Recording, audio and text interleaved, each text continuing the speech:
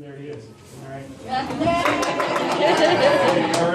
All right, guys, we're going to step out here in a second, but while we're on the campus grounds, we have some rules. I've got 24 of y'all, and I've got to bring 24 of y'all back, all right? So don't walk away from me. Y'all hang close. I'm going to tell you a lot of good information. Also, we're going to be walking in and out of buildings that we're not allowed to take photos, use our cell phones, and that sort of thing. And I'll remind you before we get there to go ahead and put your stuff away. Also, while we're out there, we cannot smoke or use e-cigarettes. Again, we're dealing with flammable vapors, gas, alcohol floating around in the air, okay? So we're doing this for your safety. We're going to walk outside, we're going to have our picture made, and then we're going to get on a bus. But when we set up for this picture, I need all the short people in the front and the tall people in the back, all right? You know who you are, so let's go outside. I'm sorry, guys, that's kind of off topic. What's Boundary Waters anyway? It borders the Canadian, like their land of 10,000 lakes, 10,000 lakes, and you can go from lake to lake.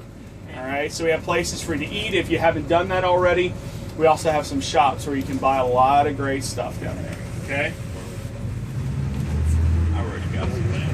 Awesome. All right, so guys, y'all are in the second smallest county in the state of Tennessee. This is Moore County, and we are still dry, which means you will not find a bar, a pub, a tavern, liquor by the drink, or any liquor stores in this county. If you want some whiskey, the only place you're going to get it inside of our visitor center.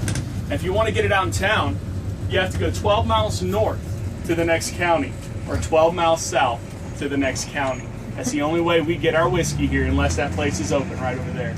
It stays inside the barrel, it's bonded, and we don't have to pay a tax on it. But the moment we start emptying those barrels out, the U.S. government says that we owe them $13.50 for every gallon of whiskey we pour out.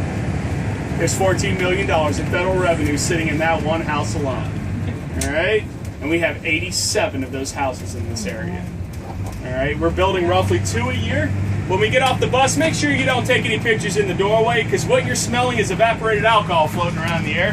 And if your phone malfunctions, you will blow that building up, and we will all go meet Jack way too soon. All right? We don't need that to happen. Cool. Again, remind me. Okay. All right. Watch your step. So make sure you grab your purses, your wallets, your clutches, all that stuff. And if you took your shoes off, put them back on. Let's go. Watch your head and watch your step. Label.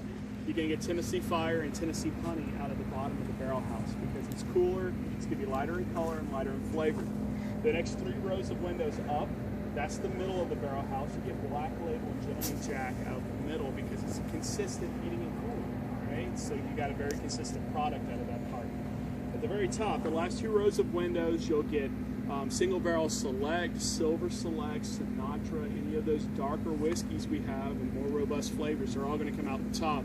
And it's because the heating on each floor is a little different. You can get different products on each one of those floors. I was in the 4th grade waiting for the bus, and that's the memory I have every time I smell that. It never gets old. It always takes me back to the 4th grade. Right? My wife says I have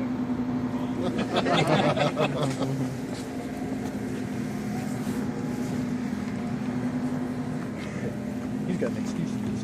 Yeah. Look this way. Oh, that would be so cool.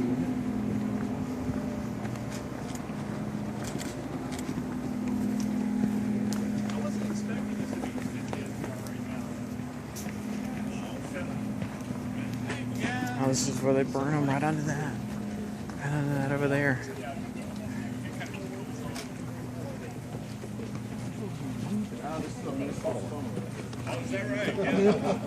Please tell me we're going to be allowed to burn these. I put our shorts and flip-flops on. Earlier this week, I was talking to somebody in Wisconsin. What's that? It was negative 11. Oh. Oh my goodness.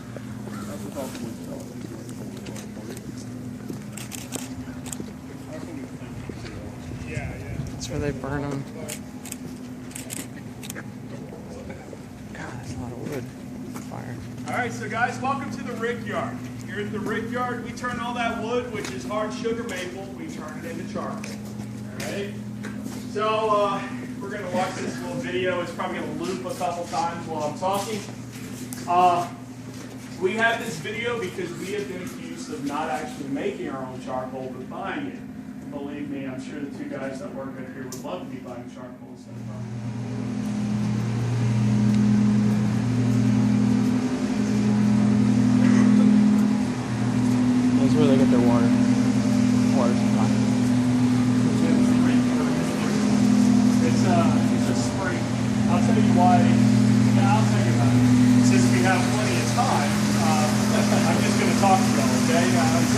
tell you about the water and us just move on. But what the heck?